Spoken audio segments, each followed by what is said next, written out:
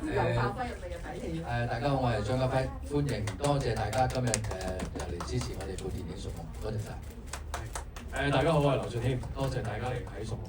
大家好，我係朱晨。大家好，我係 Ben 袁富華，希望大家再次支持《熟夢》，睇多幾次，多謝。有咩要留意啊？嚇？有咩要留意啊？留意啊？留意唔到嘅喎。不過我可以有啲 tips 就係、即係你哋會有被驚嚇到嘅。咁點解我咁肯定咧？因為個歷史係咁寫嘅，你哋係一定會有人跳起身嘅，或者甚至乎呼叫。咁最好帶有張紙巾喺身就喊嘅時候唔使咁尷尬咯，即係唔使偷偷地咁喊咧，成碗面淚流。咁啊，我俾嘅 tips 係咁多啦。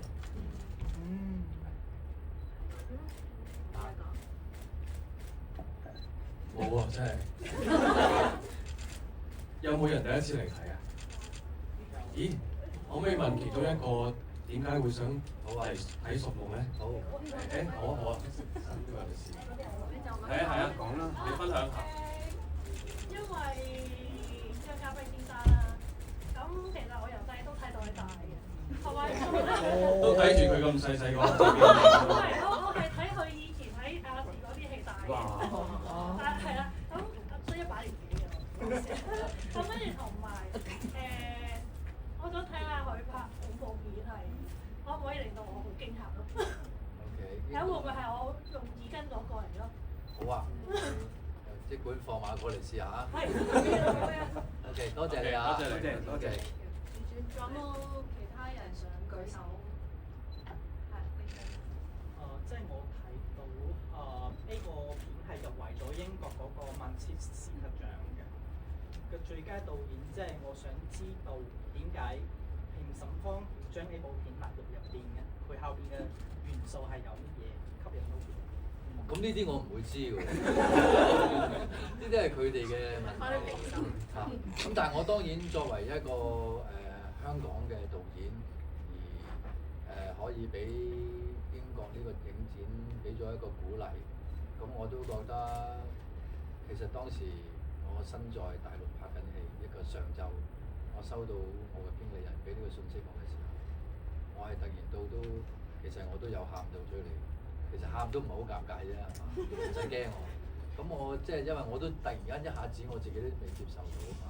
咁但係我覺得都多謝個鼓勵啫，始終都咁都期待我喺香港俾翻我自己本土嘅朋友去睇呢個戲，即係我會覺得你哋回饋你嘅反應咧，先至係我比較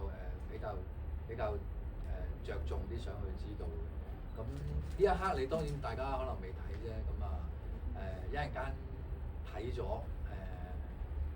咁我希望都可以有一個97分鐘嘅一個旅程咧，帶你哋經歷咗一啲驚恐啦，有啲笑啦，有一啲悲劇啦，有啲夢境啦，有啲驚嚇啦。咁我都成日講呢一部戲只不過係一部商業戲嚟嘅啫，大家唔需要懷住好多審判喺裏邊㗎，咁大家睇得開心我就高興啦，多謝大家。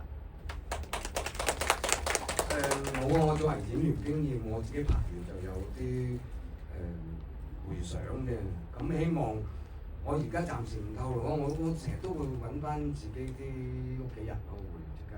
咁希望你哋睇完之後都可能會或多或少都有我呢個感覺。最主要但係最主要就係享受呢97分鐘。多謝。